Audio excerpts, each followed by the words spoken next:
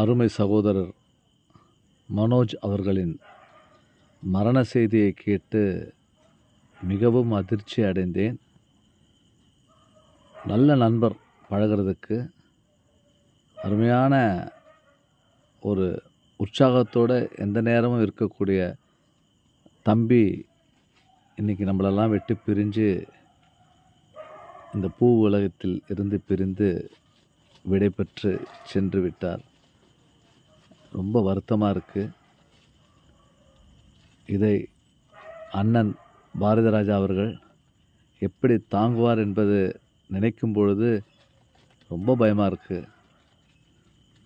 மனோஜ், ஏன் இவ்வளோ சீக்கிரமாக எங்களை விட்டு பிரிஞ்ச? வை? அவர்களுடைய